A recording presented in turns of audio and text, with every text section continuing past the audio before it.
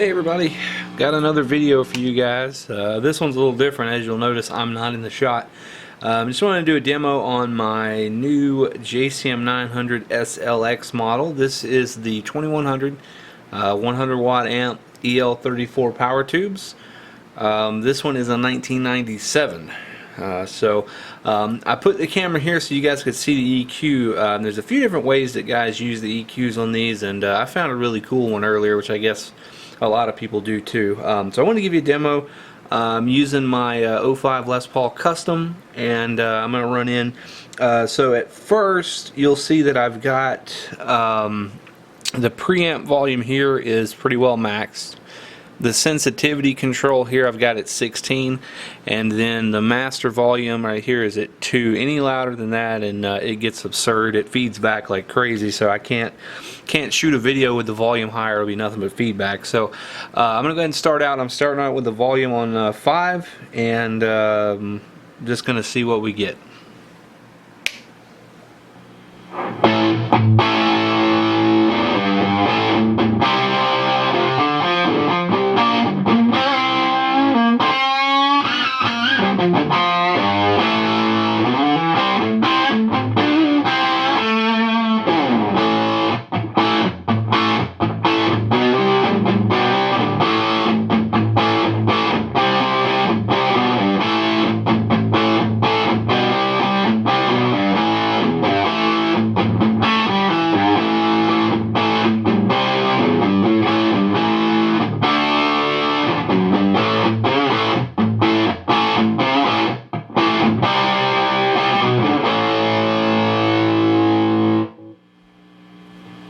Okay, so I'm going to go ahead and take the volume on the guitar to 10 and let this channel kind of go wide open at this setting, and we'll see what that does.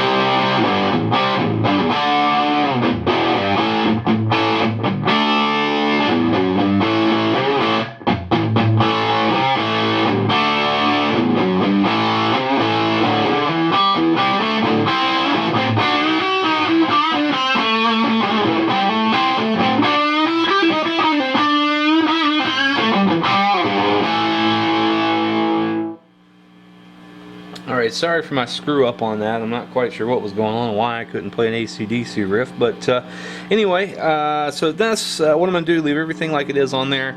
I have just added a clean boost to the front. It is a Boss SD1 Wazacraft. Level is max, tone is all the way down, drive is all the way down, so just to boost the front end I'm going to play it with the guitar volume on 10.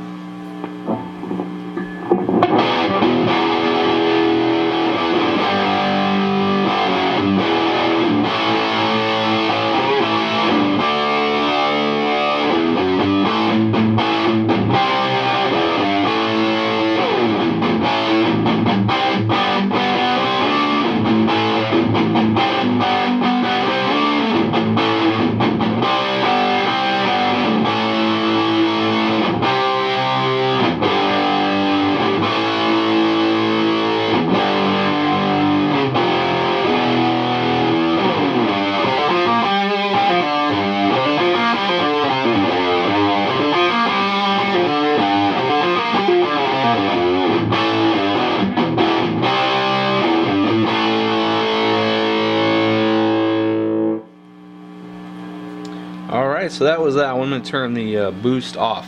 Now, just for the sake of it being in the video, I'm going to kind of take the amp wide open.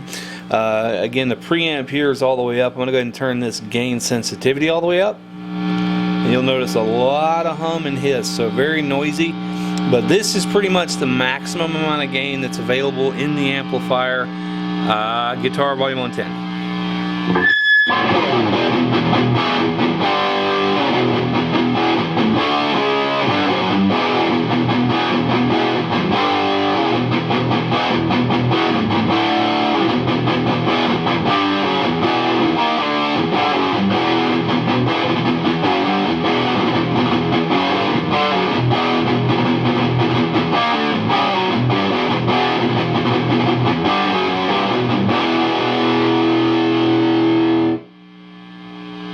Okay, so now what I'm going to do is the way that I EQ'd it earlier, where I was just kind of goofing off, and I came up with what I thought was a really good kind of plexi sound, JCM900 sound. So what you do, preamp volume is on 10, that's all the way up. Master volume will take to 5. Now the sensitivity knob, we're going to use that for our volume control, because as it is now with it all the way down, there's no volume. But if I bring it up, the volume starts to come in. So I'm going to put that about 12 to 13 here, and that way we'll get a volume sort of similar to what we had. I'll probably go about 12 and see what that does. Very different.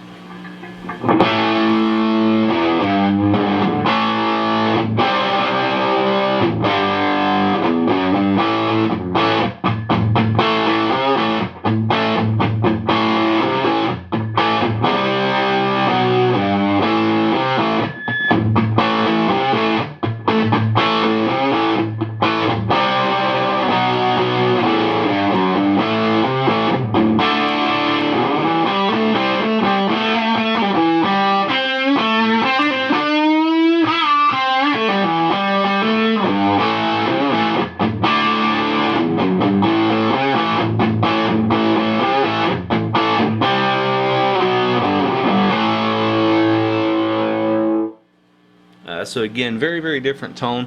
What I'm going to do now is take that same boost that I had earlier, just a clean boost with no added gain, and I'm going to run that over the setting that we have right now.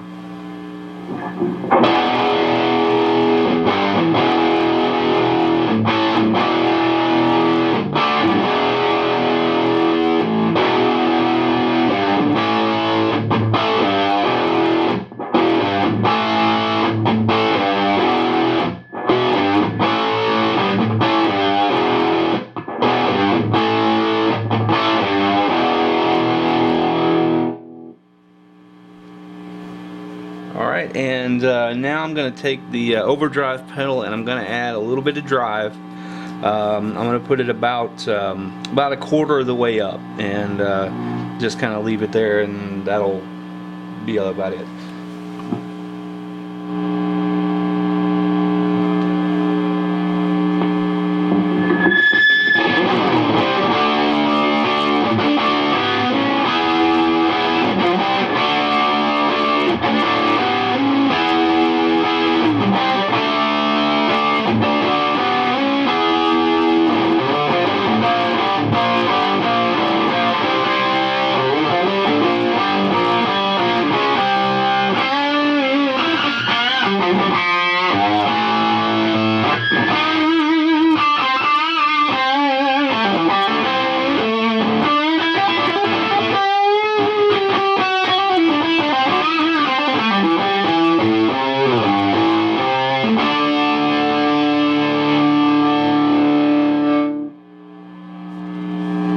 Okay, so final thing I'm going to do is clean sound. I'm going to use the neck pickup. I've got the volume rolled back probably about 2 to 3, and this is what we get.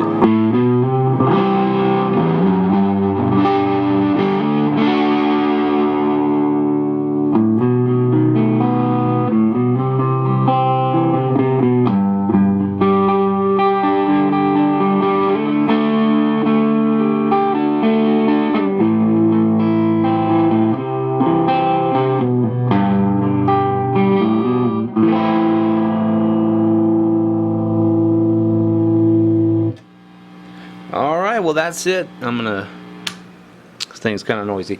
Alright, well definitely, hopefully that showcased a little bit. I think this is a really underrated amplifier. Definitely sounds good. It's got all kind of Marshall tone on tap.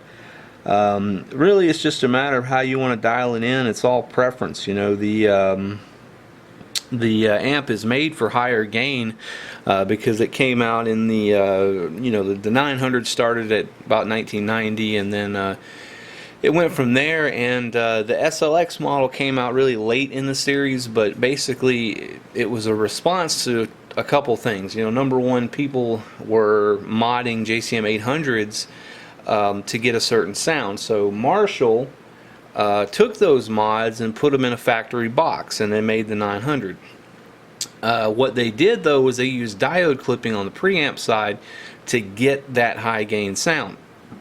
A lot of people kind of fell for the hype and you know, decided they didn't want any kind of solid state circuitry in the amplifier, so they would take an 800 and just throw an extra tube in it for the extra gain stages, and basically that's what Marshall did with the SL-X. It has 4 preamp valves, whereas any other 900 or 800 is going to have 3. The extra one is used for gain stages, so this is the highest gain of the 900 series.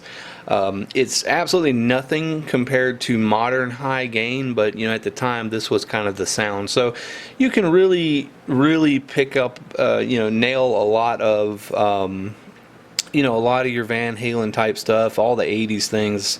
You know, if I were a better player, I'm sure I could shred on this thing, but I can't shred to begin with. So, but again, really good amp. The different way that you can play with the EQ is really cool. The sensitivity knob gives you a lot of flexibility. You know, over in this range, it's really good breakup, 800 plexi. Over here, it gets into gain. Of course, you guys heard it maxed. It gets pretty hairy at that point. It's a very fizzy gain, but this amp, you know, because it is a Marshall, it definitely has Marshall characteristics, which means very MIDI. It has a whole lot of punch. In fact, at this point with the video, I'm not sure if this thing, it probably has made the camera microphone clip, because it's just got so much drive, and that's something Marshalls do that I don't think any other amp does. You know, other amps get loud, but Marshalls just have that kick in the face that nothing else really replicates, and this one definitely has it. So again, that was just a demo. Some of the sounds you can get out of these things. I think for a classic player, you know, doing the volume up, sensitivity down, you know, definitely would give you that classic Marshall tone that you're looking for. And I have a friend of mine who owns an original JCM900 2203, not a reissue, but an actual 80s model. And to me, doing the volume up with the sensitivity down method that I did, this thing sounds identical. I mean, just like it. And I was always blown away with the power that 800 has, because I mean, it just, every note that you hit, you just feel it. It's like getting hit with a hammer. This one does the exact same thing, and I think tonally it's pretty much on par with an 800 when it's set like that. I believe that it would be hard to tell them apart, honestly, in a blind test. But keeping in mind that this one, with that volume up like that, this being used for the volume, you know, I only got to about 12, but if I could stand the noise, or if I had an attenuator, I could just bring this on up and it would go well beyond an 800. You know, and I'm sorry, 800 guys, I love them too, I think they're awesome, but this thing is a modded 800 circuit, and I think it nails that tone, and then it adds a whole lot on top of it, but yet it still retains its Marshallness in its punch, in its mid-range. It's all still there, and I think this is just a really good amplifier. Glad I bought it. It replaced a YJM that I had, and I don't think this is a replacement for the YJM, but it is a really good amp. It's definitely something that's going to serve well. Oh, and also I didn't mention, it's not really that important, but this is a Footswitch input. There's 2 volume knobs, an A and a B. The Footswitch lets you switch between them. So with this model, and I don't know if any of the other 900s did this. I really couldn't say for sure. But on these SL-X's, volume A is your main, and if you hit your Footswitch button, it'll switch you to B. So you can have A here and B up here, and when you want to solo, just pop it over to the other volume. It's louder, and then you can just click it back. So good, useful feature for gigging. You know, so that's good. And in case you guys can't see it, the EQ settings, my presence about 4.5, bass is 4, mids are about 5.5, and treble it's about 5.5 too, and that's where I got it. It's nice and bright, mid-range is strong. That's the Marshall thing. Up under it, you guys can't see it in this video, but there's a Splon Nitro right there, which I have a demo of as well. That takes care of all the bottom end I could ever possibly want. So I've got the Marshall set to be nice and bright, and that is kind of the idea. And also, the sound that you're hearing is through my cabinet is a 1960B, which is coincidentally a JCM900 cabinet, which I think is awesome because I have a matching set now. But anyway, it has a G12T75 and a Vintage 30 that you're hearing because I'm running the cab in stereo. I've got the Marshall in one side of it, the Splon in the other side of it. So the demo just now was using 2 of the speakers in the cabinet. And again, it's 175 and 130 were what you guys were hearing. So hopefully that works out. If you got any questions or anything, just put them in the comments and I'll reply. Thank you.